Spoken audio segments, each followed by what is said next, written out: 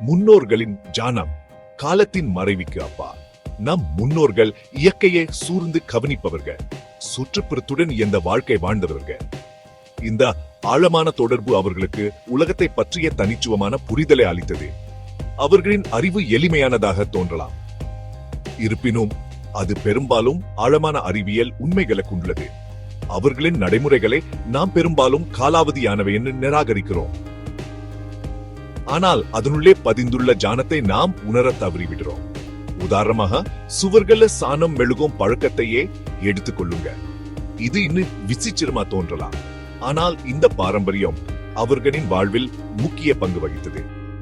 இந்த நடைமுறை பழமையானது என்பதிலிருந்து வெகு தொலைவில் இயற்கை சூறுகள் பற்றிய ஆழமான புரிதலை காட்டுகிறது.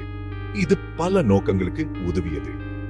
இது அவர்களின் புத்திசாலித்தனத்தையும் சமயோசியத்தையும் எடுத்து காட்டுது. சாணம் மெழுதலின் அறிவியல் ஒரு நெருக்கமான பார்வை. சாணம் வெறும் கழிவு அல்ல, இது தனித்துவமான பண்புகளை கொண்டுள்ளது.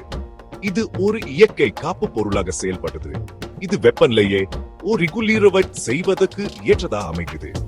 சாணம் மெழுகப்பட்ட வீடுகள் கோடையில் குளிர்ச்சியாக இருக்கும், குளிர்கால மாதங்களில் அவை அரவணைப்பை வழங்குகின்றன. இந்த இயற்கை தீர்வு எல்லா பருவங்களிலும் வசதியான வாழ்க்கையை வழங்கியது. இதன் பின்னணியில் உள்ள அறிவியல் மிகவும் சுவாரஸ்யமானது. சாணத்தில் கரிம பொருட்களின் கலவை உள்ளது. இந்த கலவை மெதுவாக சிதைகிறது. இந்த செயல்முறை வெளிச்சத்தை வெளியிடுது. இந்த இயற்கையான வெப்ப உற்பத்தி வீடுகளை குளிர்ந்த மாதங்களில் வெப்பமாக வைச்சிருக்க உதவுகிறது. கோடையில் சாணம் ஒரு தடையாக செயல்படுகிறது. இது கடுமையான சூரியன் சுவர்களுக்குள் ஊடுருவதை தவிர்க்கிறது. இது வீட்டின் உட்புறத்தை குளிர்ச்சியா வைச்சிருக்க உதவுகிறது. காணப்படாதவற்றிலிருந்து ஒரு கேடியம், பாதுகாப்பு மற்றும் தூய்மை.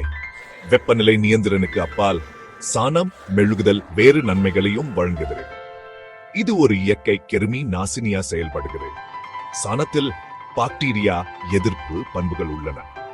இது தீங்கு விளைவிக்கும் பாக்டீரியாக்களின் வளர்ச்சியை தடுக்கிறது. இது வீட்டுக்குள் உள்ள காற்றை சுத்திகரிக்கிறது. இது ஒரு ஆரோக்கியமான வாழ்க்கை சூழலை உருவாக்குது. மேலும் சாணம் பூசுவதன் மூலம் ஒரு பாதுகாப்பு மண்டலம் உருவாக்கப்படுகிறது. இந்த மண்டலம் தீங்கு விளைவிக்கும் கதிர்வீச்சிலிருந்து பாதுகாக்குது. சாணம் புற ஊதா கதிர்களை எதிர்க்கும் ஒரு தடையாக செயல்படுகிறது. இது காஸ்மிக் கதிர்களிடமிருந்தும் ஓரளவு பாதுகாப்பை வழங்குகிறது. இந்த இயற்கை கேடியம் குடியிருப்பாளர்களின் ஆரோக்கியத்தை பாதுகாக்கிறது. இது அவர்களின் சூழல் பற்றிய வியக்கத்தக்க நுட்பமான புரிதலை காட்டுகிறது. நமது வேர்களை மீண்டும் கண்டுபிடிச்சல், மரியாதை மற்றும் புரிதலுக்கான அழைப்பு. துரதிர்ஷ்டவசமா இன்று நாம் பெரும்பாலும் இந்த நடைமுறைகளை இழிவாக பார்க்கிறோம். அவற்றை பின்தங்கிய மற்றும் சுகாதாரமற்றவை என்று முத்திரை குத்துறோம். அவற்றின் பின்னணியில் உள்ள அறிவியல் அடிப்படையை நாம் பாராட்ட தவறிவிடுறோம்.